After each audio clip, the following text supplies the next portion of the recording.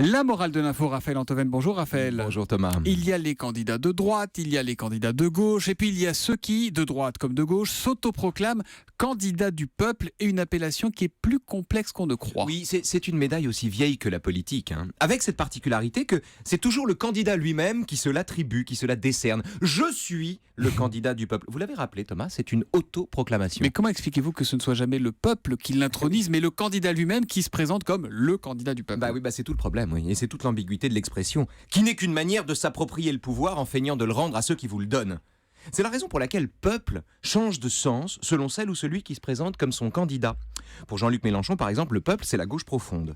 Pour Marine Le Pen, le peuple, ce sont les patriotes contre ceux qui voudraient noyer leur pays dans l'Europe et la drogue.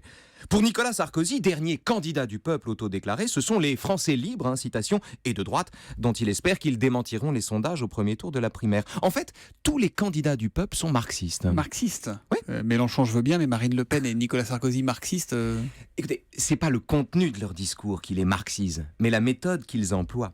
Le premier à avoir annexé le peuple, c'est Marx, décrétant que, par l'universalité de ses souffrances, le prolétariat était seul fondé à représenter l'humanité tout entière. De fait, le point commun à tous les nombreux candidats du peuple, d'Orban à Marine Le Pen, de Mélenchon à Donald Trump, c'est qu'ils réduisent tous le peuple à leurs propres électeurs, qu'ils présentent aussitôt comme des victimes auxquelles il est temps de rendre le pouvoir que les puissants leur ont confisqué. On appelle ça le populisme. Et les élites en font les frais. Et les élites en font les frais, ce qui n'est pas une idée neuve. Au chapitre 9 du Prince, Machiavel recommande vivement aux souverains de s'appuyer sur le peuple pour conserver le pouvoir et de fuir comme la peste ceux qu'il appelle les grands, qui sont l'équivalent de nos élites d'aujourd'hui, mais aussi des corps intermédiaires, journaux, partis, associations. C'est que, dit Machiavel, le prince qui est entouré de grands est cerné par des hommes qui se croient ses égaux et l'empêchent d'agir comme bon lui semble. Il est gêné, si vous voulez. Alors que le prince qui a fait le vide autour de lui se trouve, dit Machiavel, seul à son rang et n'a personne qui ne soit disposé à lui obéir. Autrement dit, le pouvoir est toujours entravé par les puissants.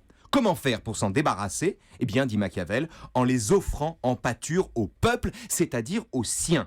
Et ce que montre Machiavel par les conseils qu'il donne, c'est que le candidat du peuple qui dénonce les puissants se sert en réalité de ce qu'il appelle le peuple pour se débarrasser du seul contre-pouvoir qui l'embarrasse vraiment. Et la morale de l'info, Raphaël? La morale de l'info, c'est que le rêve du candidat du peuple, c'est le pouvoir absolu. Il est le philosophe du peuple. Enfin, le philosophe d'Europe 1, c'est déjà bien. C'est Raphaël Antoven qu'on retrouve tous les matins Peuple de nos auditeurs. À 8h25 sur Europe 1. À demain, Raphaël. Salut, Thomas.